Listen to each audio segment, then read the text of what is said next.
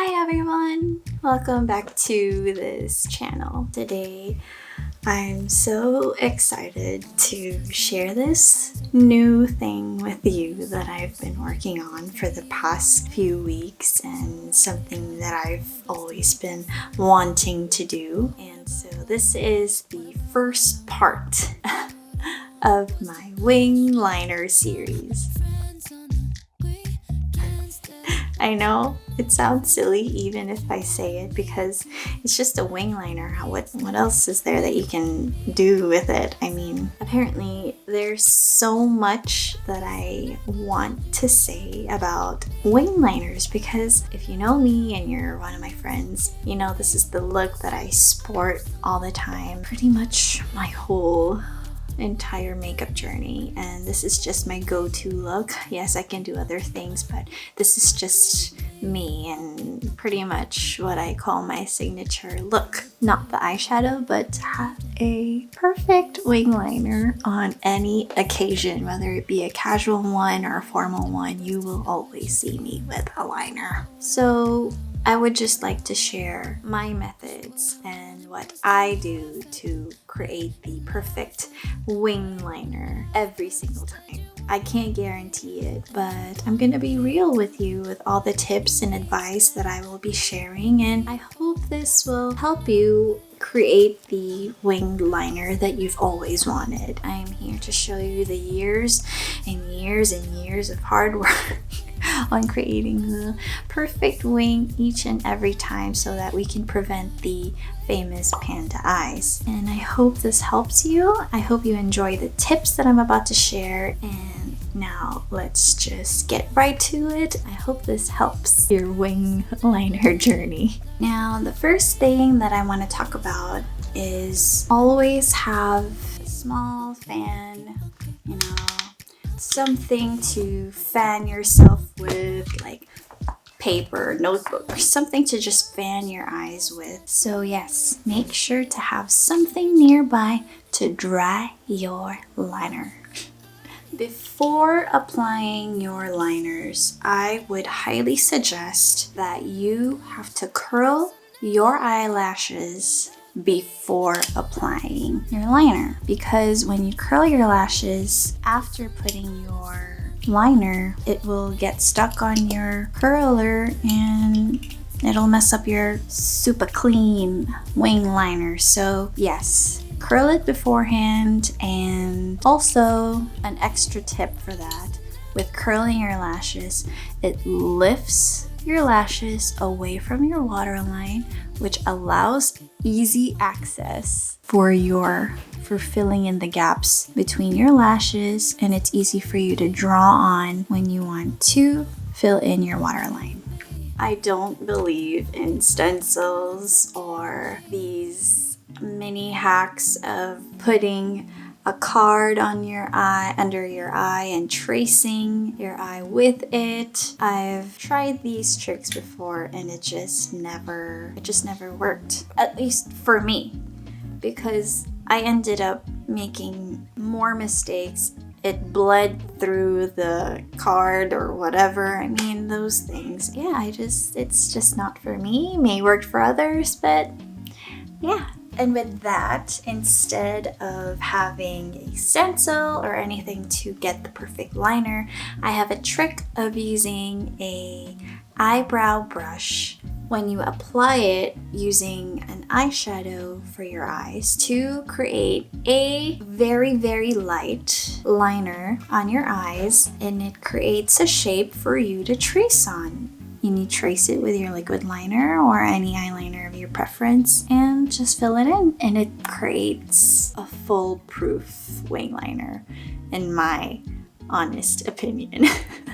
Now, a lot of makeup artists or just people in general like to use cotton swabs to clean up the mess from your eyeliner, but what I like to use is a cotton swab or a tissue because it creates a sharp crease, especially when you add micellar water on it, and it creates a flat, sharp edge that can just clean that wing liner up real good. And with that, I like to use micellar water as to clean up my mistakes or flaws when I do wing liners or makeup in general. This is a tip that I use, especially if you're a performer, you go on stage, or you are in front of TV or whatever, entertainment in general. When I used to dance and perform on stage or on TV, what I do is I line my eyes first, not adding the wing, and then placing my falsies down.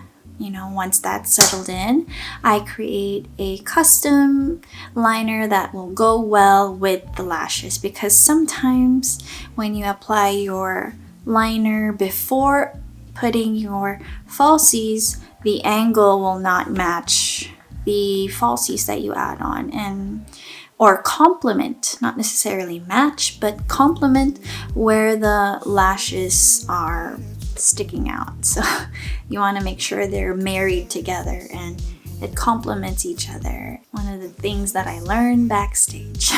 The next thing that I've seen other people do is use a concealer to correct a liner. Personally, I don't like it because I am very particular and a bit of a perfectionist when it comes to my wing liners or makeup in general. So if I see a mistake or if I see through it underneath the concealer and I can see like a shadow of it, I just, no, I can't handle it. So I wanted to show you with my hand because I think it's a good way to demonstrate instead of on my eye, because I can actually draw a bit bigger, instead of like a tiny thing right here. On creating a wing, y'all need to know how to hold your breath.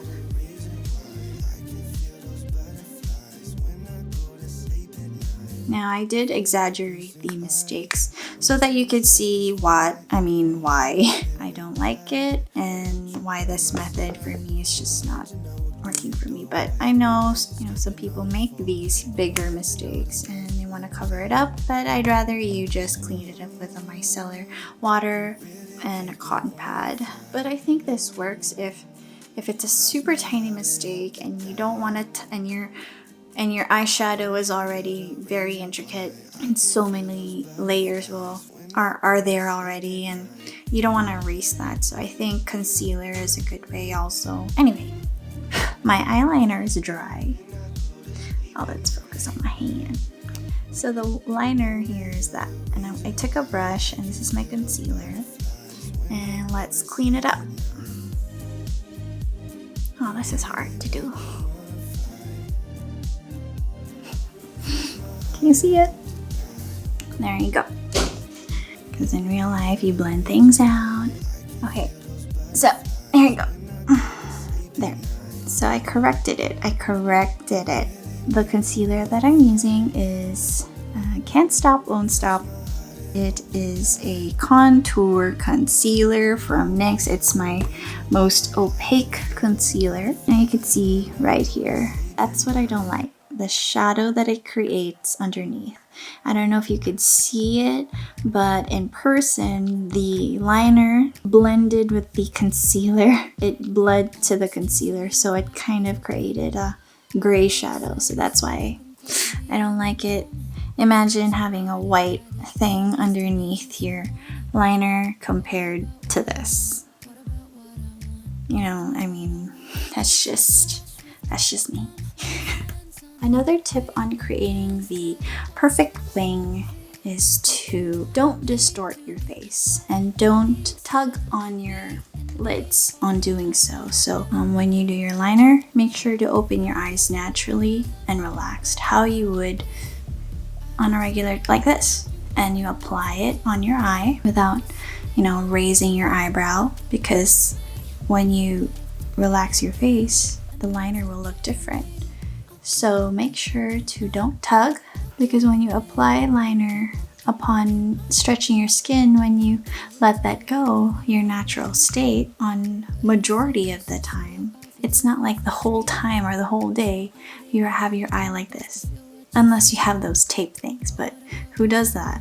every day. This is also a tip for those who do eyeshadows, eye looks that are more complicated than others, is to look at the mirror, apply your makeup without having to stretch your eyes or distort your face by tugging. So the only time I stretch my eyebrows or my face when applying liner is when I have to fill it in. When I've traced the wing, when I fill it in, that's when I only stretch my skin or stretch my brows so that I have easier access to filling it in without having to tug my eye, because tugging your eyes will also promote earlier or faster aging. So that's a prevention also for anti-aging. Don't tug on your eyes when putting on makeup or wing liners. The tip on creating the sharpest wing possible is to leave the tip alone. Don't treat it like a connect dots where you create a line. Now, if you connect it from the tip of that line, it creates a blunt tip. So it doesn't look sharp, it doesn't look like it's gonna cut you. If you do a wing if you started off with a sharp line, make sure you bring your brush down from the tip. I don't know the measurement, but just a little bit below before the tip. And when you connect from that and you drag it in, that's when you have the sharpest line ever. And don't touch it. Leave the tip alone. Leave it. Another thing to keep in mind, I know it's a lot, you will always have the perfect wing on the side of your dominant hand, because when you draw, it's a natural drag. It'll be a perfect one. The motion of your arm. Natural. But then when you go to the other side, this is the eye or the side that you need to practice the most. Because here, you can't drag. It's a strain. You use your wrist, right? Now you see the motion, the natural motion. It's not the natural motion of my wrist. It's not a straight line unless you do this. It's not stable, right? It's not stable to use to do this. This is so frustrating. Till today, I can never perfect the angle sometimes, and I'm just having a lucky day actually with this.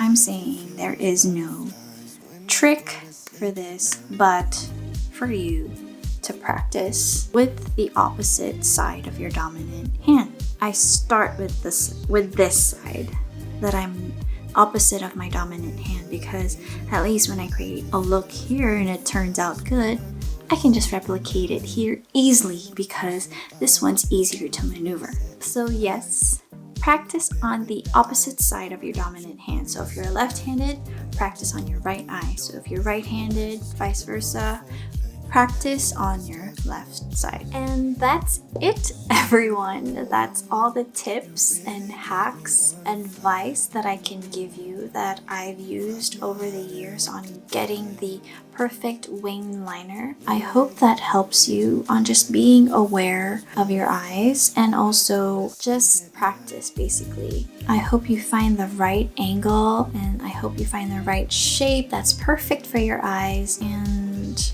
what works for you. I hope to see you on my next video.